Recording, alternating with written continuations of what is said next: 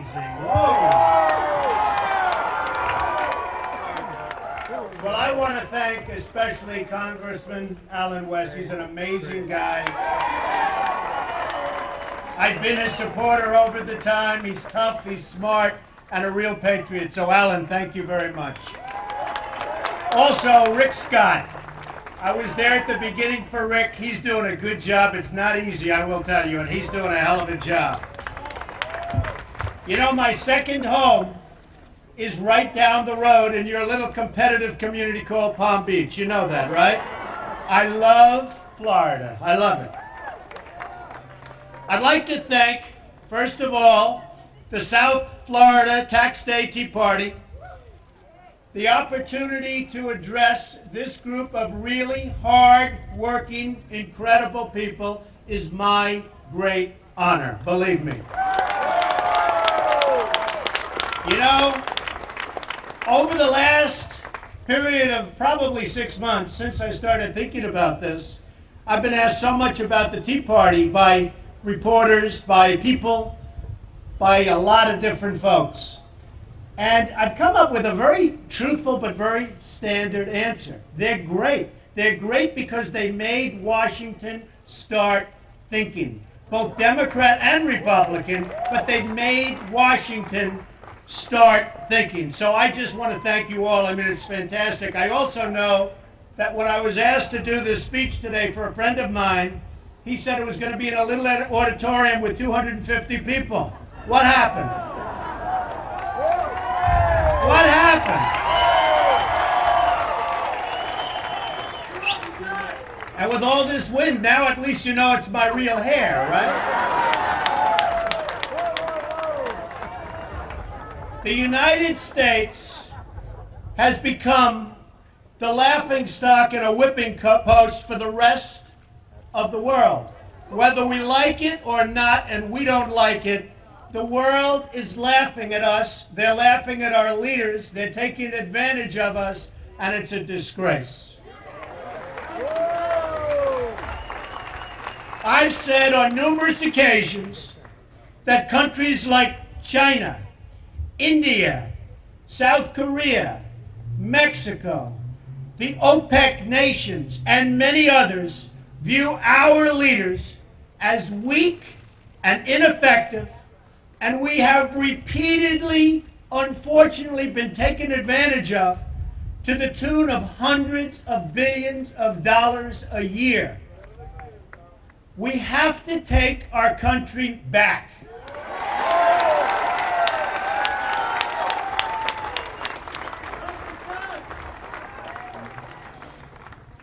I know a lot of people in other countries. I know the top people. I know the wealthy people. They deal with me on a constant basis.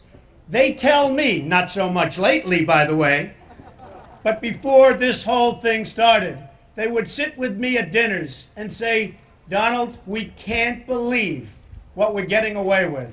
I can't believe it. You know, these are guys talking to me, I'm talking to them. I can't believe what we're getting away with. And one called up and said, I can't believe now you're running for maybe president. What are you doing after what I said? Please, you're doing great. Your negotiators are fantastic. But they meant that. They meant that. And they say, who are these leaders? Where do they come from? Over the years, I participated with people like this in many battles and have come out almost always as the victor. And I have to say that because, you know, I don't want to be braggadocious, but you need that kind of a person, whether it's me or somebody else.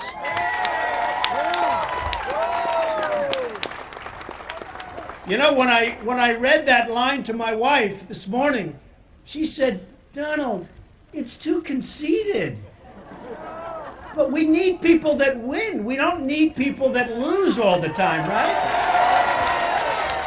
So I took a little bit of a chance because I didn't know when I said that when I didn't know. I said maybe there'll be booze, but who the hell knows? But that's what we need. I've beaten many people and companies, and I've won many wars. I fairly but intelligently earned many, many billions of dollars. And if I run, you'll see that. because I really look forward to disclosing my financials. I built a great, great company. And the reason I like that is it's both a scorecard and an acknowledgement of certain abilities. And this is what we need. During my lifetime, I've always been told, and this is very sad, that a person of great accomplishment and achievement cannot become a politician or run for political office because there are too many enemies, both very smart and not so smart, strewn all along the highway to success. I've heard this for years. People who have been in wars, even the most successful of them, leave themselves open to great criticism from the many that they've beaten and those that have watched these battles. The fact is, this theory of a very successful person running for office is rarely tested because most very successful people, the kind of people that we need leading our country, don't want to be scrutinized and abused. And that's what happens. Unfortunately, however, this is the kind of person that this country must have right now. Right now.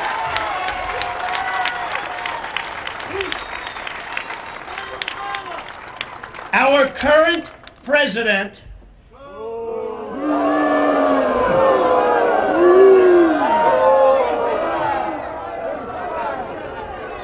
they all want me to say you're fired. I mean, this has been like...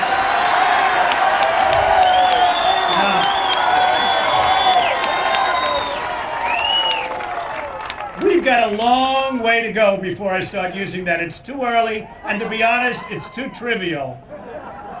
But I have it in the back of my mind.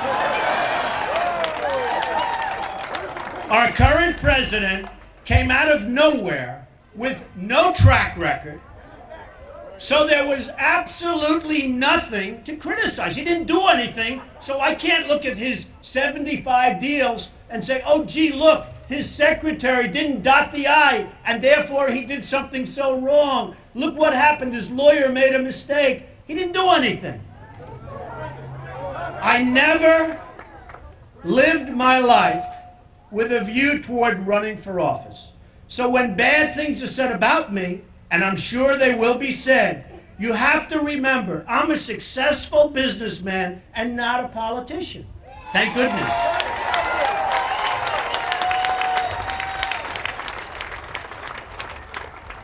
Business Week magazine, which is now Bloomberg Business Week, and in fact, I'd be very careful to say this because we have a reporter. Where's the reporter from Business Week? Where are you? Where is she? Stand up. Stand up. Oh, there. Where? That's not it. No. It's actually a beautiful woman. Anyway, but they have a reporter here, a group. Business Week magazine said in a vote of its readers that Donald Trump was the world's most competitive business person, with Bill Gates being number 2 and Warren Buffett being number 3. Steve Forbes stated that I was one of the greatest entrepreneurs in the history of free trade. Something which this country is not doing very well in, folks, I have to tell you. Considering the shape the United States is in now, we need a competitive and highly competent person to deal with what's going on.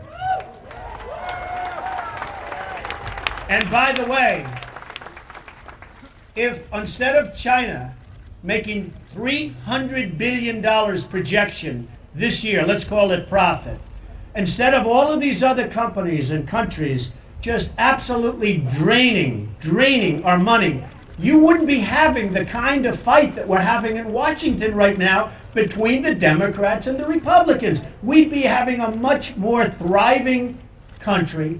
We'd be doing great. But you can't have China taking our jobs, taking our money, making our products, leasing, and the amazing thing, then they do all of this, and then they loan us money and we pay them interest. And what do? They manipulate our currency. Now, I know how to stop it. Most of you have heard me on television. I know how to stop it. They have a problem. You know, everyone says, oh, they've, loaned us money. Hey, I've known banks all my life. I'm doing very well, okay? They've loaned us money. Doesn't matter. We have all the cards. Because if we ever did anything, look, they're manipulating their currency. It's almost impossible for our companies to compete.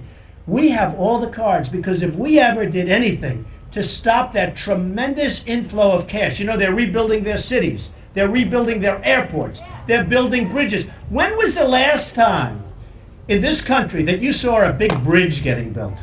Like what, 50 years ago? When was the last time that you saw an airport being built? We fix them up. We don't even fix them up. I land at LaGuardia. It's like I leave China, or I leave Abu Dhabi, or I leave Qatar, or I leave Saudi Arabia, and it's like coming into a third world country when I land at LaGuardia. It's old, it's dirty, it's falling apart, it's disgusting. They have a sign, "We love New York," or "Welcome to New York." It's made out of 2x4s painted white, and they're rotted, right? You know what? On a little grass mound, and they're rotted. You go to a place like Qatar, it's the most unbelievable thing you've ever seen. I go into the airport, and the manager is a great guy. Hey, look, I don't blame these countries if they outsmart us. Why would I blame them? I blame our people. If China and these other countries can outsmart us, I'm not angry at China.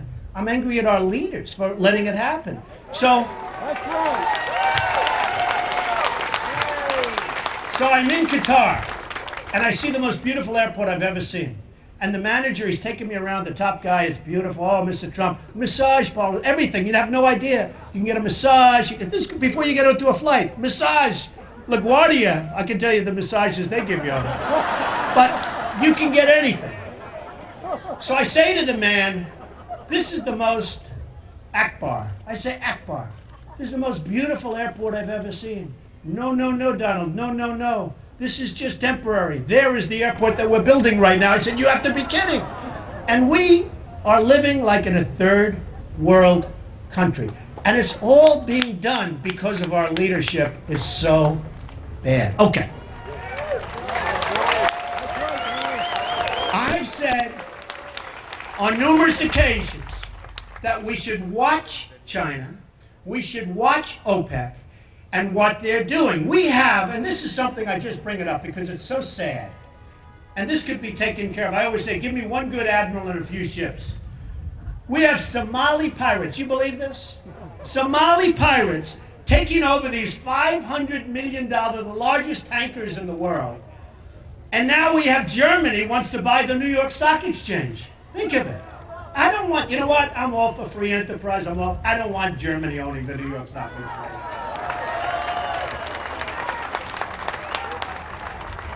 As a businessman, I've seen what China and OPEC have been doing while politicians, and that's our politicians, have chosen to cast a blind eye and have state dinners in their honor. How about when the president of China came over a few weeks ago, and we give him a state dinner, and all he does is rip us off. It's unbelievable. He would have gone to McDonald's. Me, he goes to McDonald's.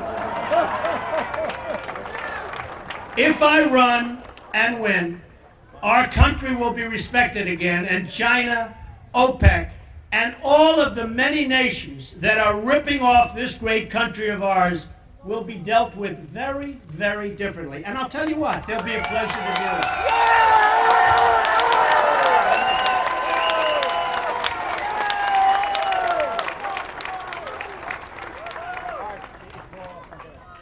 Obama used to go change. Boy, was that change bad. He used to go change. And even he's embarrassed by the word.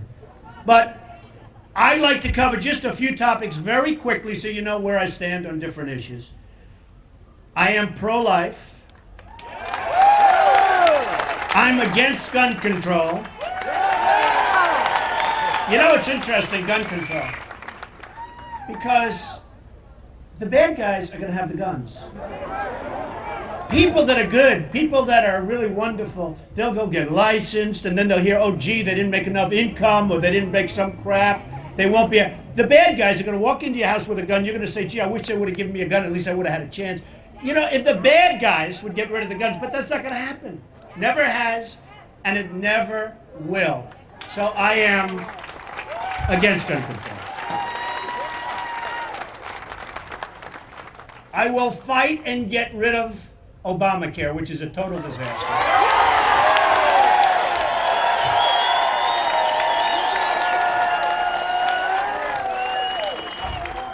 By the way, just a quick little sidelight. I went to the Wharton School of Finance. And by the way, you know, I always say what a good, you know, like I was really smart. You know why? Because if you believe that Obama should be giving his birth certificate, the press goes crazy. They make you like you've got an IQ of 13. So I always say, you know, I have very high aptitude. I was a great student. I went to the best school. I always start that off by saying, again, it's not to brag. It's almost like I'm trying to defend myself. Because the level of animosity, even within our own party. I heard Karl Rove today on television. It was terrible. No, what he said was amazing. He was so against me because I am questioning. All I want to do is see this guy's birth certificate.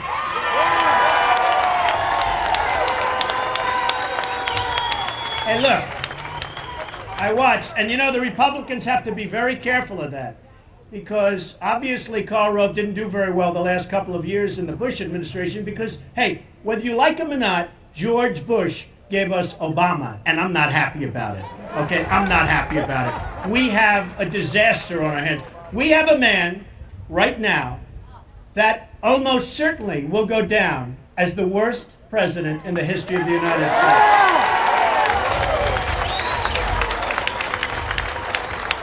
And the other thing is that I will create jobs.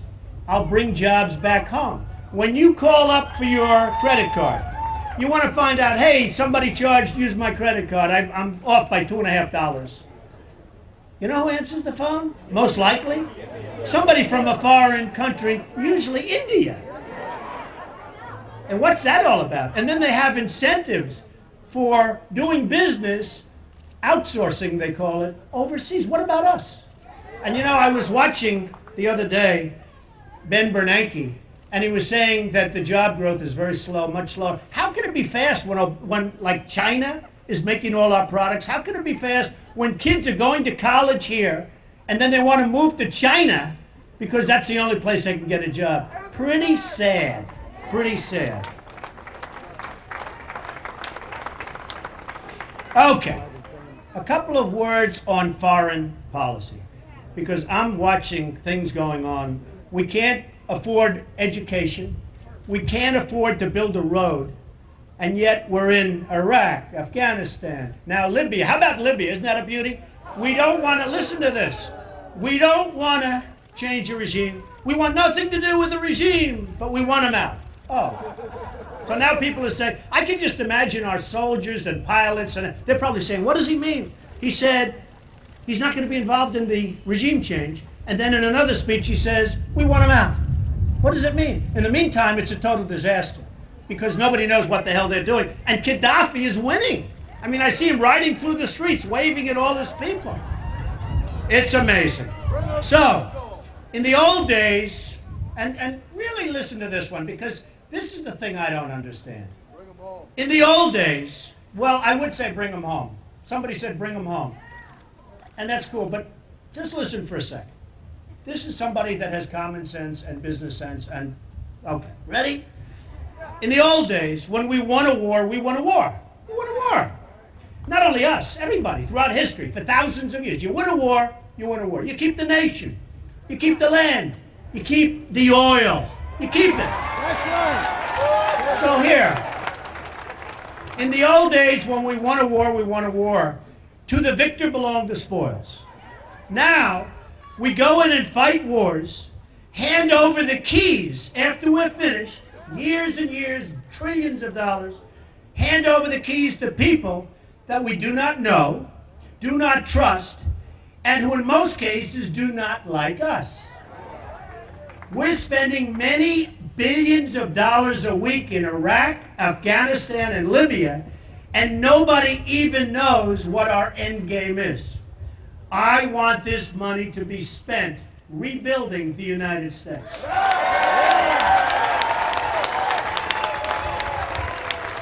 And by the way, with that being said, I am, of any candidate and potential candidate, the strongest person on military spending and military strength. But what we're doing over there is ridiculous. You know, I gave an example in Afghanistan. We build a road, we build a school. They blow up the road, they blow up the school. We then go back, we rebuild the road, we rebuild the school. In the meantime, in Alabama and Florida and New York, where they're always fighting for school money, and everywhere else, we can't get any money.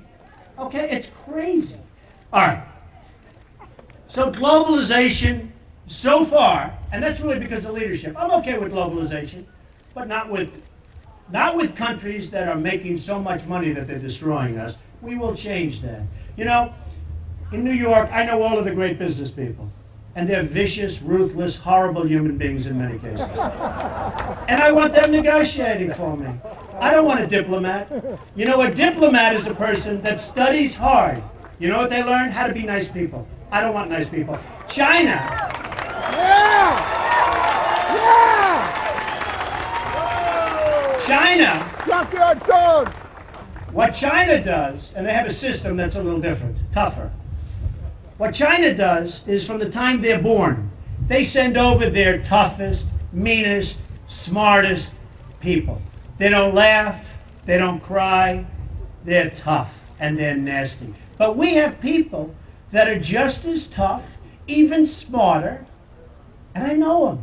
Why aren't we using them to negotiate? You know, when Japan, which I like very much, I have a lot of Japanese friends, but I was asked, took a little heat for this, but I don't care because I'll say it again. Now I'll take even more with all this press here. But, you know, when Japan, it's in all this trouble. So I was called by one of the news outlets. They said, well, what do you think? Isn't it sad? I said, well, here's the story. For 30 years, they've been ripping us off and taking advantage of us. But I still think we should help. See, don't I have a great heart? Okay. No, for 30 years, let's face it, with the cars and the this and the that, and just unbelievable what they got away with. But that's okay. We should still help. They're nice people. Ready? Now, when we first entered Iraq, and this is the point that I think is very important. Many people said, that is the smart people, that we were going in because of oil. Remember? We're going into Iraq. Oh, of course. Iraq has the second largest oil wells in the world after Saudi Arabia. I don't know if you know that. Iraq, good book. Great book. I like that guy. The second largest oil wells in the world after Saudi Arabia. So they say we're going in. Now, what turned out, sadly, is that wasn't the case. We've now spent, after many years, like 10, 11, 12, nobody even knows what the year is, $1.5 trillion. Think of this. If you want to have $1 million for Governor Scott to rebuild a school, you can't get it. We've spent $1.5 trillion. I never even heard the word trillion until about 2 years ago. 2 years ago, like trillion became a part. They don't talk billion anymore, they talk trillion. I used to have to say, gee, what does trillion mean? Let me figure this out. I'm a smart guy. Let me figure this out. So we don't hear billions anymore. But you don't hear millions, but if you need $1 million to fix up a school in Boca or any place, you can't get it. So we've spent $1.5 trillion, and more importantly, lost thousands of brave soldiers and military personnel.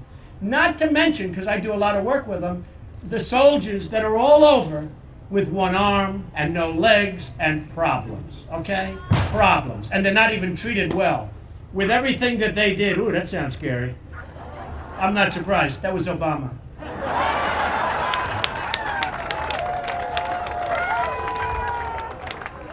So we spent all this money, all these lives, all of these wounded, because of the fact that we've decapitated the military power of Iraq. You know, for years, Iraq and Iran would be back and forth. One would gain 3 feet, the other's the way it works. It's life. Thousands of years, it's life. One goes this way, one goes that way. You know, they start throwing bad bombs. They start doing all sorts of crap with the gases. I mean, it's a disaster. It's great to be in New York. It's great to be in Boca. But for years, they had equal strength. So one would get a little victory, all of a sudden you'd see it would be turned around, then they'd sit back and they'd say, all right, look, we'll fight each other in another 20 years. Well, we've decapitated the armies in Iraq.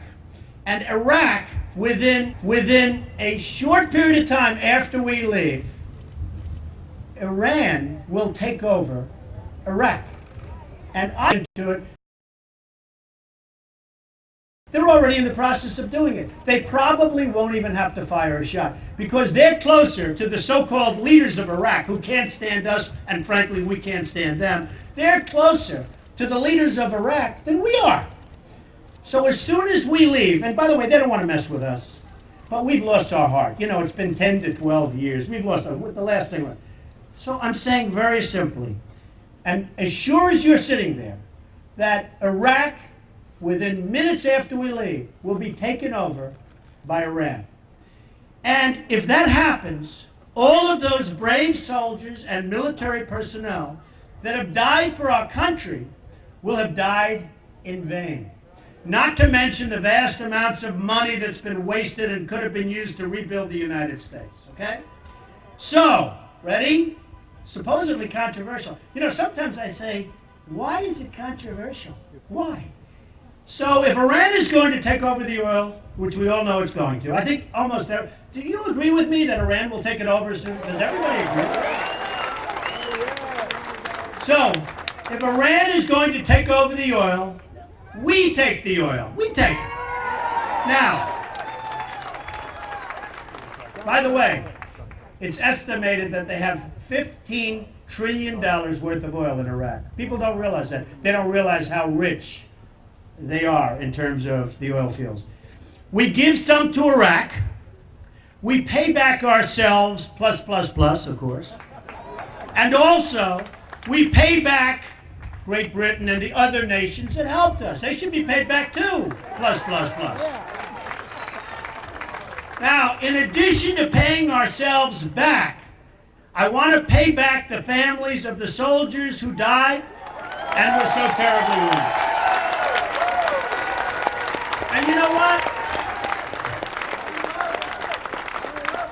If you gave them a couple of $1 million apiece, can I tell you what? It's peanuts compared to what you're talking about. It's peanuts. It's nothing. Nothing can ever replace their sons and daughters, but at least it can help a little bit. And you're talking about literally peanuts. Okay. In other words, we don't fight a war, hand over the keys to people that hate us, and leave. That's what we do. Think of these wars. We go into Afghanistan, we fight a little while, we fight, our kids get blown up in their machines, then we leave. Now, by the way, we win, but we don't win. We're policemen. We're not soldiers anymore, we're policemen. You know, they're all saying very strongly, very, very strongly,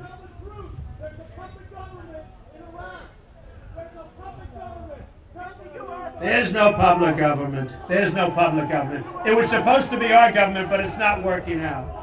It's not working out. And that's the problem that we have in this country. People like this, that is the problem that we have in this country. It's a big problem. Now, as far as Libya is concerned, we don't have any policy in Libya. We don't know what we're doing in Libya. We have no idea. We have no idea who the rebels are. You know, it sounds great. Gone with the Wind, the rebels. I hear the rebels are from Iran. I hear they're Al-Qaeda. I hear there's lots of problems with the rebels.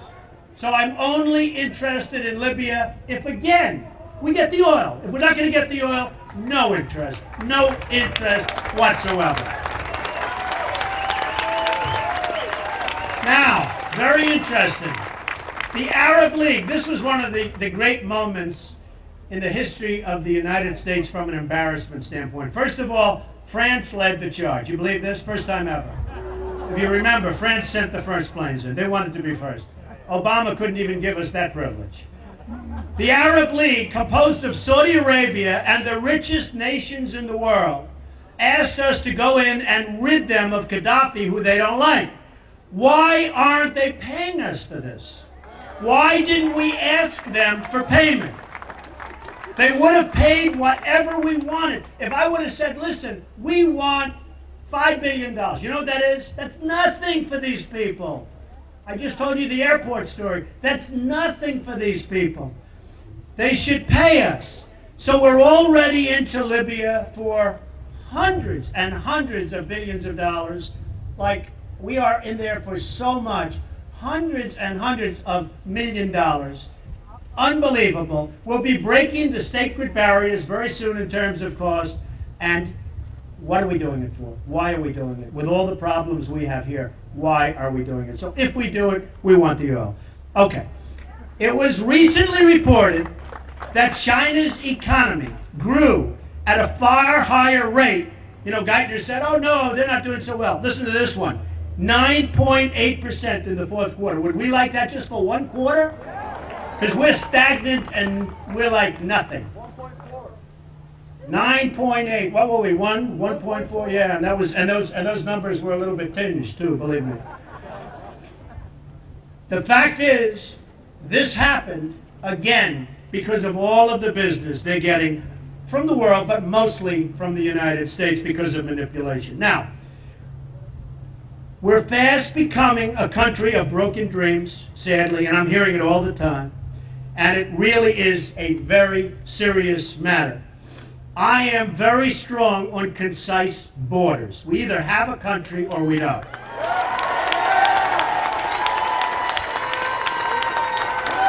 But one thing I've never, ever heard, and that's people of achievement. I know many incredible people from South America, from Europe, from Asia. They can't get into the country.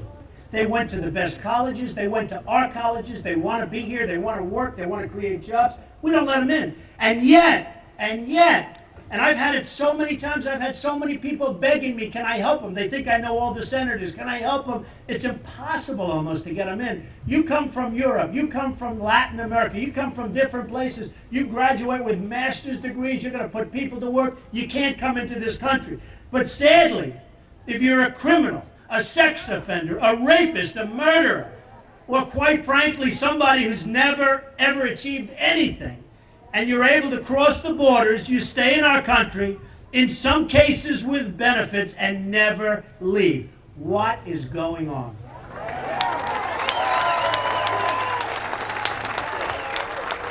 Now, despite what you hear from Washington, and this is going to be the big problem because they've so weakened the dollar, but despite what you hear in Washington, inflation is rampant, rampant. Food prices had their biggest increase since 1974. 1974. That will be nothing compared to what's going to happen to you at the gasoline pump. Gasoline prices have gone up 67% since Obama took office 2 years ago, and rising gas prices will absolutely kill any movement in the economy. We can't. That's the blood of the economy. And by the way, the 67%, I got that stat 4 weeks ago. Since then, you know what's happened. It's much higher. Between our pathetically weak dollar and our president's inability to rein in the OPEC nations, fuel prices will be hitting levels never even dreamt of before. Good luck, folks, when you want to take a nice ride with your wife or your husband. Clothing and all other goods you'll be buying likewise are and will be going through the roof. Cotton is probably the worst thing that's happened anywhere. Cotton, they say, is just unbelievable what's happened to cotton prices, which is clothing. And yet you speak to President Obama and he'll tell you that inflation is under control. Where is he living? The truth is, he lives in the world of the make-believe, in my opinion, and even the fact that he became president is the world of the make-believe. How this happened?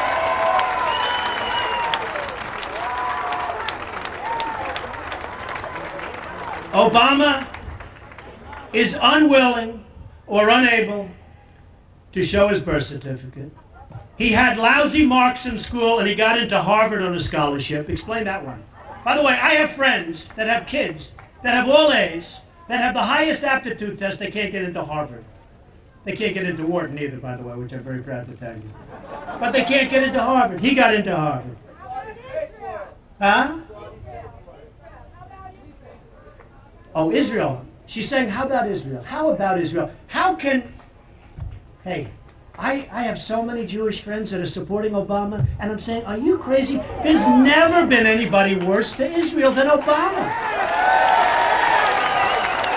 I mean, thank you. Stand up, take a bow. Thank you.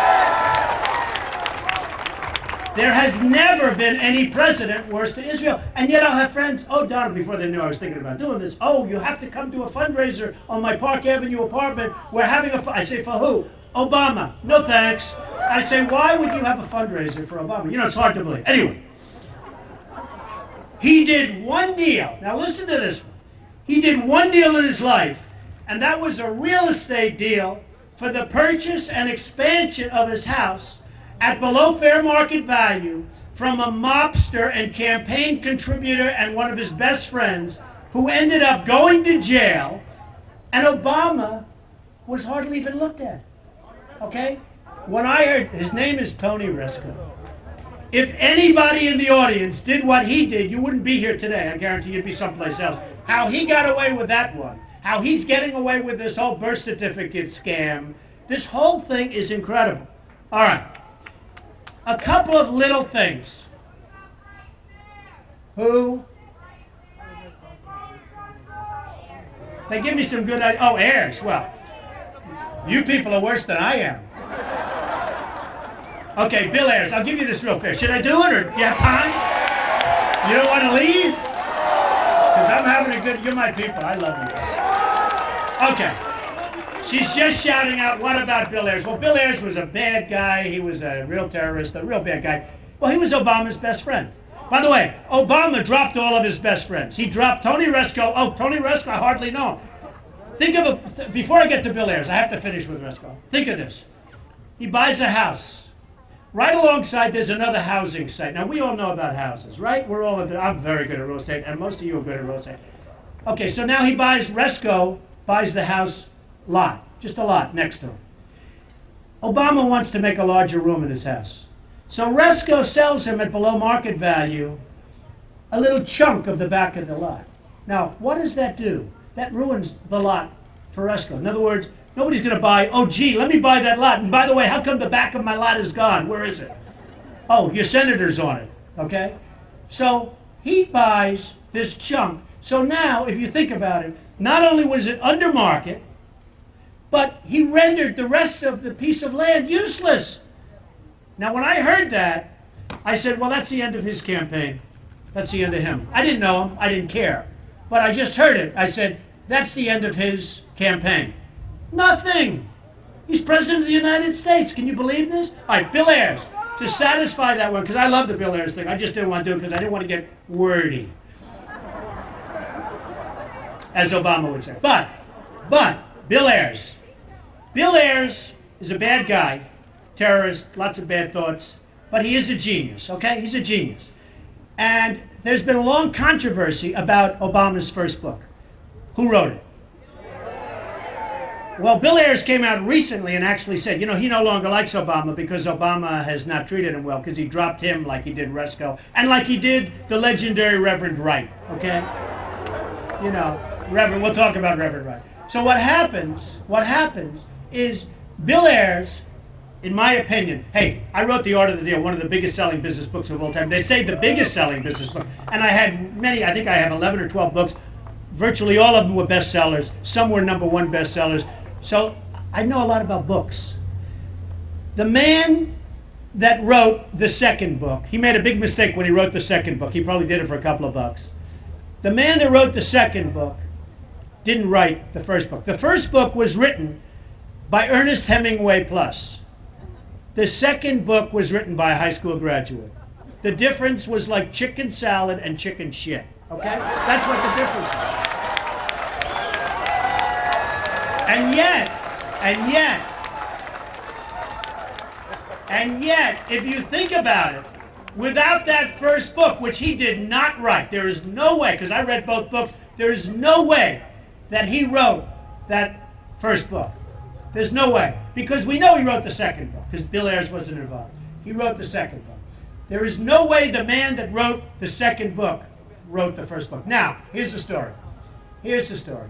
If he doesn't write the first book, and if the first book isn't brilliant, if it isn't brilliant, he's not president.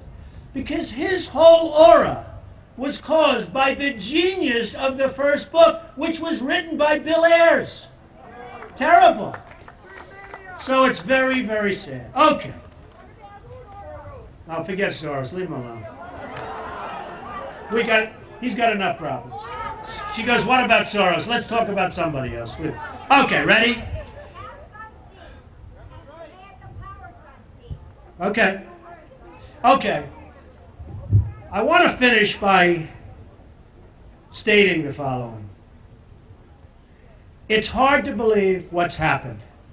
It's hard to believe that Obama became the President of the United States, not because of race, not because of color, not because of anything, but because of all of the things that we don't know about. Why did he spend millions of dollars trying to get out of the birth certificate issue? Why is it that his grandmother said he was born in Kenya, and then 51 seconds later, with all those handlers in the room, it was like, why, how did this all happen? How did this happen? So, I ask another question. He got the Nobel Peace Prize. Okay, think of it. He got the Nobel Peace Prize. So, I mean, just think about it. Just like Al Gore was a big step above. Okay. Our country has so many bad issues. 3 wars, an economy that's absolutely terrible, rampant inflation that our leaders refuse to acknowledge, an infrastructure that's crumbling, and many, many more problems. In places like China, India, Saudi Arabia, and many others, they're building, as I said, airports, bridges. It's the most unbelievable sight. There's a crane on every corner. Now, we are the Saudi Arabia of natural gas. We don't use it. We are a country that actually, despite what everyone thinks, we have a lot of oil, and we don't let people drill. We have coal, we have oil, we have lots of different things. We don't let our people use it. Now, it all has to do with what's going on. It all has to do with your leadership. It all has to do with the person on top. You know, a little story, the Wallman Ice Skating Rink in Central Park, which I'm sure you all know, is a good example of what can be done in the free market. The city of New York spent 8 years and $21 million. You probably all remember it before you all left here because taxes are too high in New York. And the weather's not as nice as this is. $21 million, and we're unable to get the rink open. It was a political nightmare and a great embarrassment to the city. I asked to take over the project before Ivanka and my kids got too old. They were little kids. I wanted them to go ice skating. I couldn't take them ice skating. I asked to take over the project. After 4 months and $1.8 million, and a big portion of that was in demolishing all of the incompetent work that was done, it opened. And today it's a case study in many of the great business schools. I did it in 4 months. It took them 8 years. I did it for $1.8 million. Now, just a little local story, because you know this. Fairly recently, right down the road in Palm Beach, I bought a house in bankruptcy court for $41 million. Only Palm Beach has houses for $41 million. What can I tell you? I bought a house in bankruptcy court, and I was willing to go a lot higher, for $41 million, and sold it a fairly short time later for almost $100 million. Now, isn't that the kind of thinking that this country needs? Making good deals.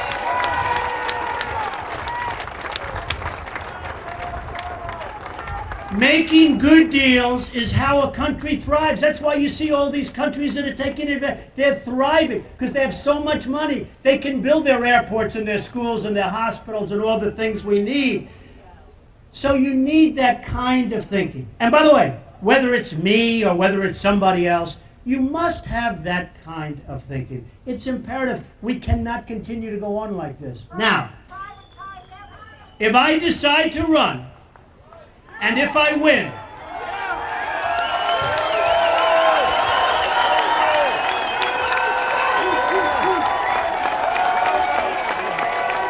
thank you. I will not be raising taxes, but will be taking in billions of dollars from other countries and will be creating vast numbers of productive jobs, productive, and will rebuild our country. The United States will be great again. Thank you all very much. Thank you. Thank you.